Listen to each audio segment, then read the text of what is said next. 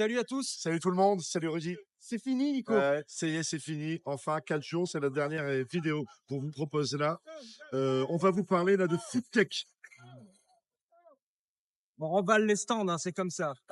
Dans la food tech, on voit des choses intéressantes avec le barbecue. Barbecue connecté avec de l'intelligence artificielle qui va vous prévenir quand votre viande est cuite pour éviter que vous fassiez des erreurs parce que souvent on est un peu nul devant un barbecue.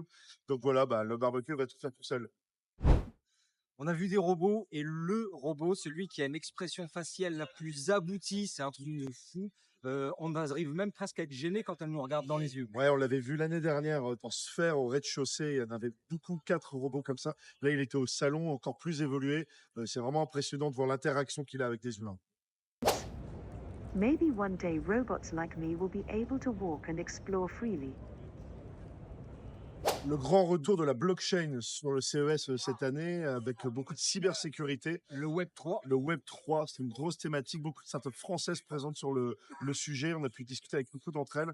Vraiment, voilà, les smart contracts, la sécurité autour de tout ça, c'est vraiment un sujet qui va changer nos vies et dans les années qui arrivent.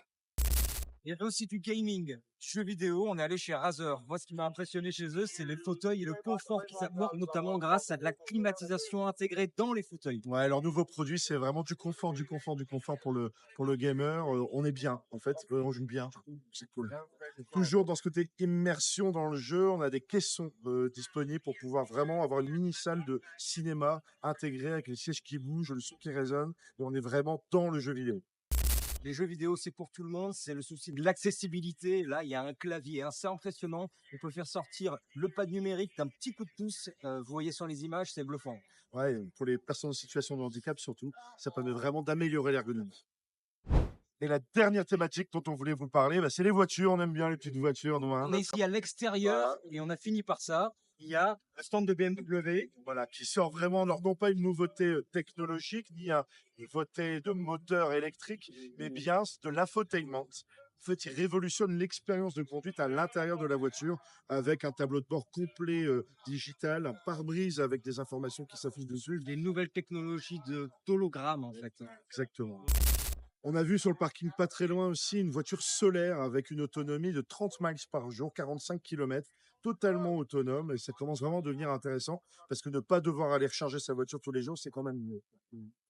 Et finalement, une tiny house, Voilà, van. un van habitable, magnifique, avec sa particularité forcément full électrique.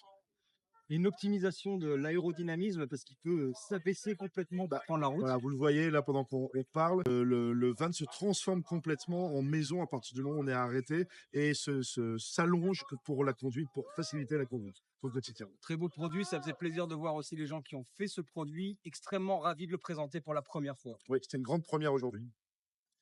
Ça y est, c'est fini. On quitte Las Vegas demain pour le retour en France. On était ravis de vous partager nos expériences et nos découvertes ici au CES 2025.